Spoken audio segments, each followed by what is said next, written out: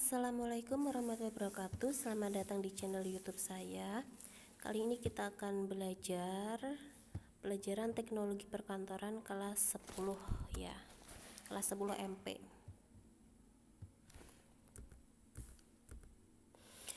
Prinsip ergonomi dalam otomatisasi perkantoran. Nah, ini kita ke pengertian ergonomi dulu ya. Mungkin kata ergonomi masih asing di telinga kalian. Oleh karena itu saya akan memberitahu dulu apa sih arti dari ergonomi. Ergonomi berasal dari kata ergo dan nomos. Ergo artinya kerja dan nomos artinya hukum alam. Jadi ergonomi artinya adalah suatu cabang ilmu yang mempelajari tubuh manusia, kaitannya dengan pekerjaan, memanfaatkan informasi-informasi mengenai sifat, kemampuan, dan keterbatasan manusia untuk merancang suatu sistem kerja sehingga orang dapat hidup dan bekerja pada sistem dengan baik. Jadi intinya dari ergonomi ini adalah bagaimana tubuh manusia itu bisa melakukan pekerjaan dengan baik. Jadi bisa melakukan pekerjaannya dengan baik, tetap sehat, kemudian nyaman dan lain sebagainya. Nah, bidang penyelidikan dari ergonomi. Apa sih yang diselidiki dari ilmu ergonomi ini? Yang pertama yaitu penyelidikan tentang tampilan atau display, merupakan perangkat antara informasi lingkungan dan mengomunikasikan pada manusia.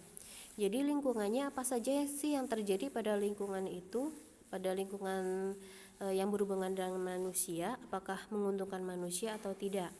Kemudian 2, penyelidikan tentang kekuatan fisik manusia. Seberapa kuatkah atau semampu apakah manusia itu dalam bertindak ya. Kemudian penyelidikan tentang ukuran tempat kerja agar mendapat tempat kerja yang sesuai dengan ukuran atau dimensi tubuh manusia. Jadi tempat kerja itu sangat penting ya ukurannya. Kalau misalnya terlalu sempit ya tidak mungkin akan nyaman, pasti akan merasa risih. Kemudian penyelidikan tentang lingkungan kerja meliputi pengaturan cahaya. Maaf, sudah terlanjur. Oke, kita lanjut. Oke, ini sudah. Yang keempat, penyelidikan tentang lingkungan kerja meliputi pengaturan cahaya, kebisingan suara, temperatur, dan lain-lain. Jadi kalau misalnya lingkungan kerja atau pencahayaannya, suaranya tidak bising, tenang, nyaman, suhu udaranya misalnya dingin, nah itu juga diselidiki oleh ilmu ergonomi. Kemudian pembagian disiplin ilmu ergonomi yang dipelajari dalam ilmu ergonomi itu yang pertama anatomi dan fisiologi yang mempelajari struktur dan fungsi tubuh manusia. Bagaimana sih struktur tubuh manusia itu? Bagaimana sih tubuh atau fungsi tubuh manusia itu? Apakah tangan itu fungsinya untuk apa? Tangan kan fungsinya untuk memegang ya. Jadi tidak untuk misalnya mendorong. Kalau mendorong pasti pakai kaki. Nah, itu contoh dari fungsi tubuh manusia. Kemudian 2, antropometri yaitu ilmu mengenai ukuran atau dimensi tubuh manusia.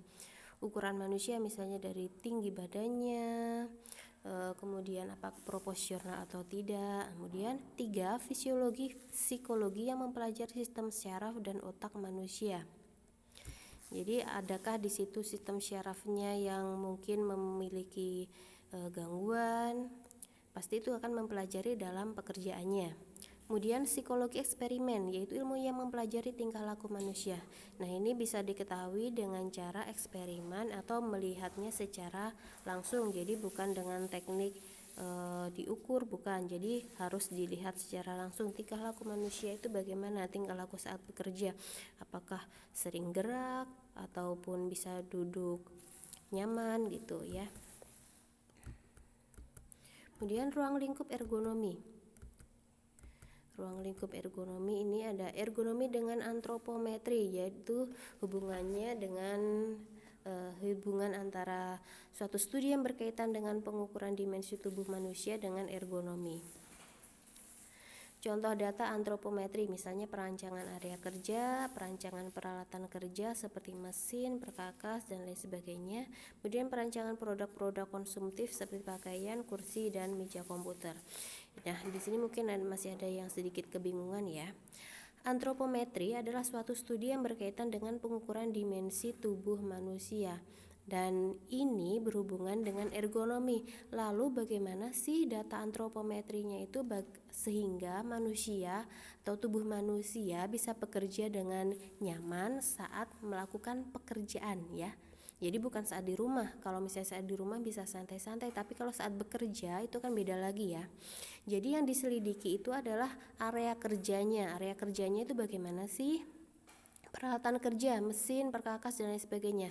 Mesinnya apakah berguna dengan baik atau tidak, ataukah mungkin posisi antara manusia dengan mesin itu bagaimana? Itu pasti ada aturannya tersendiri. Kemudian perancangan produk-produk konsumtif seperti pakaian, kursi dan meja komputer. Pakaian yang dikenakan apakah harus pakaian yang dipakai dari rumah atau ganti lagi karena berkaitan dengan suasana pekerjaan. Kalau misalnya perawat itu kan biasanya memakai, kalau misalnya di ruang operasi memakai baju lagi kan ya. Jadi itu yang dimaksud dengan perancangan produk-produk konsumtif. Kemudian perancangan lingkungan kerja fisik, lingkungan kerja yang berhubungan dengan manusia. Bagaimana sih itu harusnya? Nah, nanti akan Ibu berikan contoh ya. Kemudian faktor-faktor yang mempengaruhi dimensi tubuh manusia. Karena ergonomi itu berhubungan dengan bagaimana sih tingkat kenyamanan manusia saat melakukan pekerjaan sehingga tidak ada yang namanya kecelakaan ataupun pekerjaan terhambat. Faktor yang mempengaruhi adalah umur. Kalau misalnya umurnya masih muda, pasti bisa bekerja di mana saja dan apapun bisa dikerjakan. Kalau umurnya sudah tua, pasti itu akan terhambat ya. Misalnya pekerjaan yang membutuhkan kecepatan dalam teknik pengetikan atau teknik fotokopi, pasti yang umurnya sudah tua pasti akan lebih lambat daripada yang muda, meskipun tingkat pengalamannya lebih banyak yang tua, oke. Tapi tingkat kalau dari segi mengerjakannya itu mungkin lebih cepat yang muda. Kemudian B, jenis kelamin. Jenis kelamin itu kan pria dan wanita jelas saja berbeda ya. Tidak mungkin pekerjaan yang dilakukan laki-laki seperti operator alat berat itu dilakukan oleh perempuan. Jadi pasti pimpinan perusahaan itu akan memikirkan terlebih dahulu jenis kelamin dari karyawan yang akan diterimanya. Kalau misalnya yang dibutuhkan adalah operator, pasti dia akan merekrut dari jenis kelamin laki-laki. Karena laki-laki itu bisa kuat mengoperasikan alat yang berat. Kemudian suku atau bangsa. Suku atau bangsa mungkin di sini yang dimaksud kalau kita Indonesia itu kan orangnya cenderung kurang lebih tinggi badannya. Kalau laki-laki ada 160, 165, 170. Beda lagi kalau yang suku bangsa dari berasal dari kewarganegaraan luar negeri, yang misalnya berasal dari Amerika Serikat, itu pasti tinggi badannya ada yang mencapai 190 cm, ada yang 180 cm. Nah, itu kan berbeda ya. Berarti posisi duduknya juga berbeda. Kalau orang seperti Asia seperti kita itu duduk di kursi yang biasa aja mungkin nyaman, tapi bagi mereka yang berasal dari asing, kewarganegaraan Amerika misalnya, pasti tidak nyaman dengan kursi yang dipakai oleh orang Asia yang sama. Apalagi mejanya, kalau mejanya orang Asia mungkin meja yang standar itu sudah nyaman, kalau mereka mungkin terlalu pendekan ya. Nah, itu maksudnya dari suku atau bangsa. Kemudian D, posisi tubuh. Posisi tubuh saat bekerja ya. Jadi itu mempengaruhi. Ada dua cara pengukuran posisi tubuh. Pengukuran dimensi struktur tubuh, yaitu pengukuran yang dilakukan saat tubuh tidak bergerak, tetap tegak sempurna. Jadi itu diukur ya ketika tubuh tidak bergerak. Kemudian dua, pengukuran dimensi fungsional tubuh, yaitu pengukuran posisi tubuh saat melakukan gerakan tertentu berkaitan dengan pekerjaan. Itu pasti dilihat ya kalau yang menggunakan prinsip ergonomi. Kemudian E, cacat tubuh. Apakah ada cacat tubuh di situ? Misalnya kakinya pernah kecelakaan sehingga menimbulkan kesulitan saat berjalan. Pasti di situ pekerjaannya juga tidak membutuhkan waktu atau tidak memerlukan adanya gerakan cepat atau gerakan yang menggunakan kaki. Misalnya kalau misalnya cuma mengetik saja itu kan tidak menggunakan gerak kaki ya. Jadi yang digunakan yaitu tangan. Jadi itu bisa. Kemudian F, kehamilan.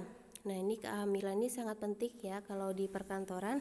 Biasanya kalau seseorang yang sedang hamil itu diberikan pekerjaan yang sedikit berbeda